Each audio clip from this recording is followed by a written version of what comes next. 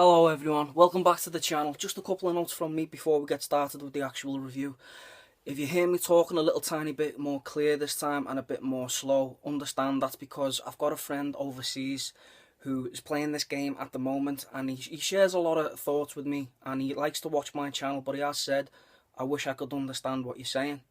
And the Scouse accent, as well as I think only the Scotch, has got to be one of the most hardest, I can imagine the most hardest accents to understand, even for people in Britain, never mind overseas. So if you hear me talking a little bit more slow, a little bit more like this, and a little bit more clear, understand I'm not sick or something.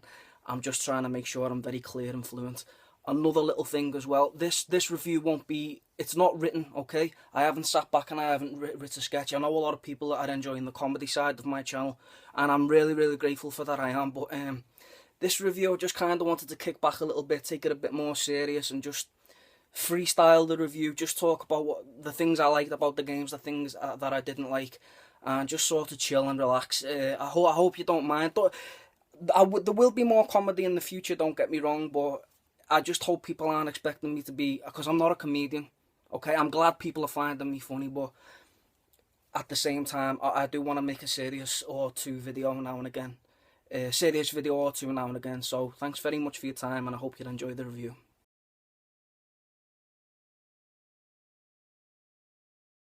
Dying Light is a game that comes along and tries to differentiate itself in a world full of zombie games where we've done this thing 100 times before. I remember texting a friend and saying, what sets this game apart? What makes... Because I couldn't understand the idea behind why the zombies were so much more dangerous in the nighttime compared to the day. And I texted him saying that. I said, well, what makes the nighttime so special? And he said, well, the zombies that come out of a nighttime are 100 times more powerful. And I thought, well, okay, this sounds more interesting now. Now I want to know more. He said, no matter how many weapons you might have, no matter how strong the weapon you will have, there's these things that chase you, and they do look a lot different, so you'll know right away when you come across a super zombie compared to a regular zombie. And I thought to myself, well, okay, that sounds good. And when it does become nighttime, it is a very much more tense affair than it is just wandering around in the daytime. So with the idea of super zombies chasing me overnight, I thought, well, okay, it's got to be daytime again sometime. So when it's daytime, is it a lot more safe? Is the game not as fun anymore to play? And luckily, that's not the case. There are zombies of a daytime, and they're very hard to distinguish. You'll think to yourself, oh, that just looks like a regular zombie. And then you walk past, it turns round, and it screams, and it starts chasing you just as fast as the ones in the nighttime do. They're not as frequent, and they're not as constantly up your ass as the ones in the nighttime. But they are very scary. And I thought, well, that's good. I give Techland kudos for that, because it's not like it gets to daytime and the game just suddenly stops becoming interesting. It's not like, oh, you have to wait for it to become nighttime in order for it to be good. So you're not safe of a day and you're not safe of a night. You'll be walking past a bunch of zombies thinking, oh, they're just regular zombies, and one of them will turn around just random on the spot and start chasing you, and you have to leg it as fast as you can, keeping the heart racing, keeping you well engrossed in the game. I was glad to see some swimming sections. Yeah, some swimming stages, considering Dead Island was based, on an island, and there was plenty of water. There were no swimming sections in that, at least not from what I can remember. But the swimming sections in this stage, they involve, like, you'll be swimming past. There's lots of dead bodies down in the sewers and things like that, and you're thinking to yourself, oh, any minute now, because every time I jumped in the water, I thought, any minute one of them zombies is gonna grab me underwater. Thinking, oh, like they do in horror movies, when like some guy will walk up to I don't know, like a cupboard or something like that, thinking that there's a monster inside, and then a cat will jump out. That kind of predictability isn't in this game, which was nice to see. It was nice to see swimming sections and unpredictability.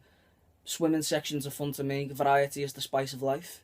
One thing people might find disappointing about this game is that there's no modes of transport. There's no cars, there's no motorbikes, no quads, anything like that. But when you get more into the game, you'll understand why. It's all to do with this parkour, which is like, think of Mirror's Edge. You know the way in that game where you'd see a red ledge or a red rooftop and you know you could jump there, but in that game it had to be specified. It had to be, well, like I just said, it had to be red. In this game, you'll see a ledge and you'll think, oh, that's out of reach. And this guy, well, yeah, you can see it in the video right now. The parkour really opens up the gameplay because you'll think to yourself, I want to go over there, I want to go and explore. And in any other game, you couldn't. You have to jump by pressing R1, which is really, really weird at first. This is if you're on a gamepad. And you know the way in other games as well, where once you get by the ledge, the guy will just automatically grab it. No, you've got to keep hold, and you've got to be looking specifically at what... Just like this, you've got to be looking specifically at what you're trying to grab. The game doesn't do it all for you. This is one thing, it's a little bit of a flashback to the past where, you had to actually play the game in order, and you had to actually have maneuverability skills in order to get where you wanted to go. So that's why they've left cars out the game.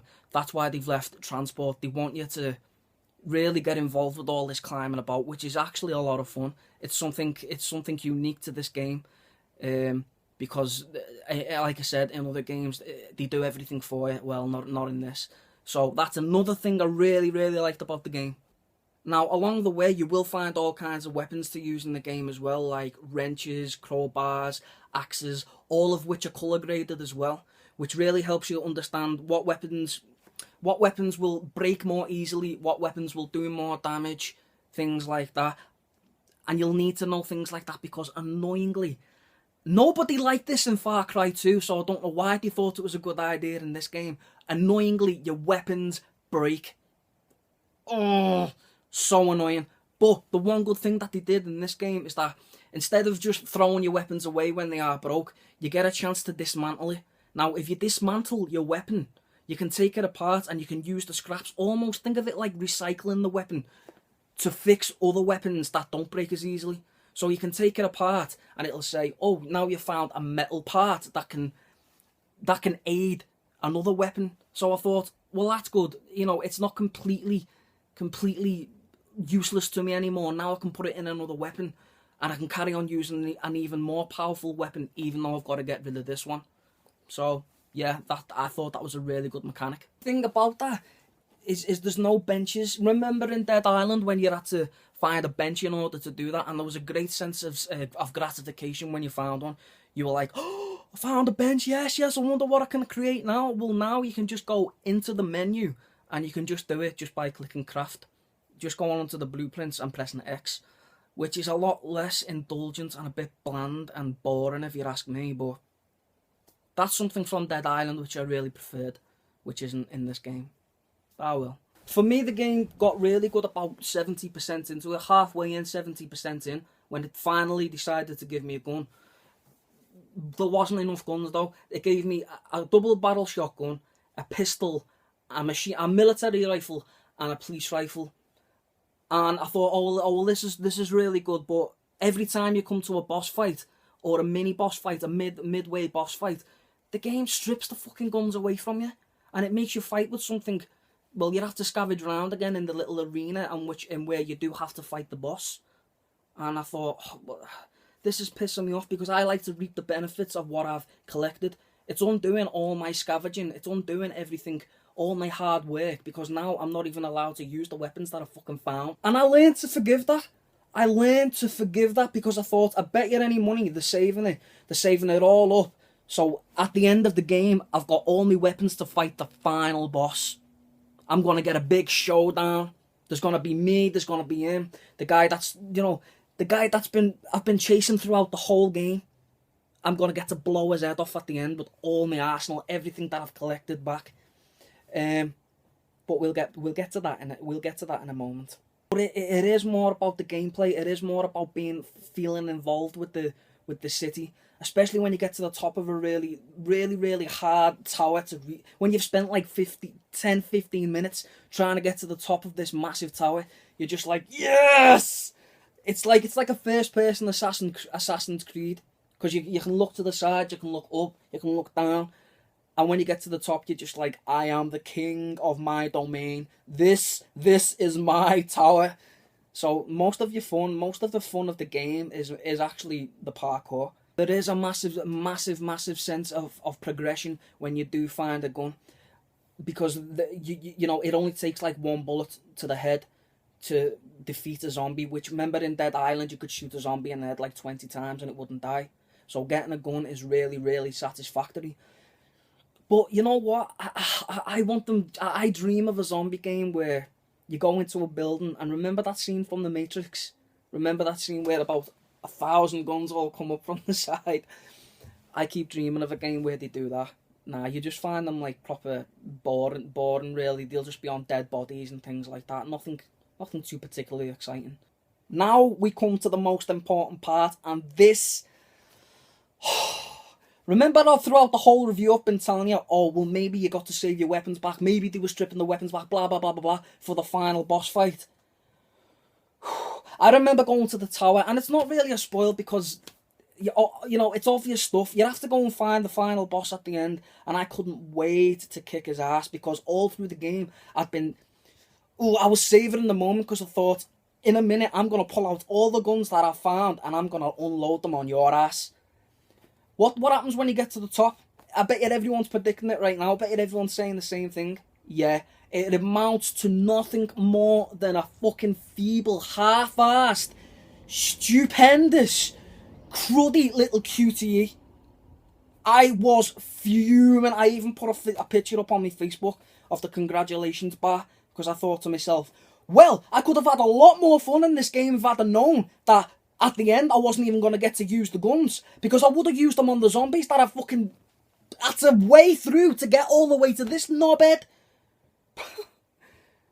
Oh, why do we live in a world? Remember back in the day in the PS2 game, the PS2 days, where you'd get to the end of the game and you'd go, the first thing you'd do before you fought the boss is you'd go through your inventory and you'd be like, right, I'm going to need that, I'm going to need this, I'm going to need that. No. That's what I was hoping for as well. And it's just all thrown away to a shitty little lazy QTE fight, and it's about 4 buttons and then the game ends.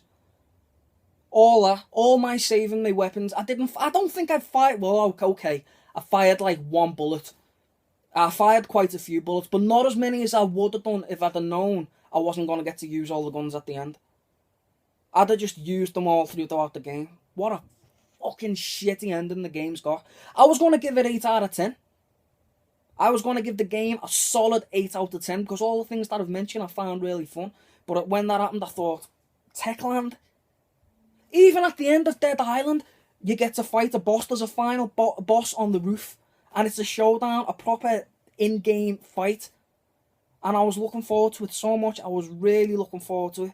They retracted. Never retract. Never do something shittier in your new game than compared to the one you did before. Never go back. Your sequel has to be the 3Bs. Bigger, better, bolder. Just went out the window when they were coming up with the fucking final act of this game.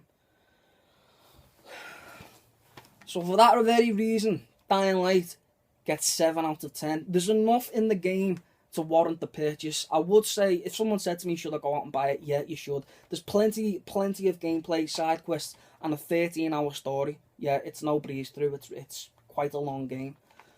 But it's just a shame. I mean, why get all the way to the end of your game, where it should be like the most momentous part of the whole game, and they just amount to nothing but a 5-year-old could do it with his fucking eyes closed. The game gets 7 out of 10. I would suggest going out and buying it, but just be prepared for the things that I've told you. Okay? I'm sorry the videos have been a little bit slow lately. I've been in work a lot, but I've got a wealth of content. I really have. I've got so much more stuff I want to share on the channel. So thanks for watching the review. Let me know as well. Say down in the comments what you liked about the game. Did you agree with me? Did you think that wasn't so fun? Did you think some of the parts were better than others? Or did you just think the whole game was shit? Okay, everyone. I'll see you all in... What episode are we on? We're on episode 7. I'll see you in episode 8.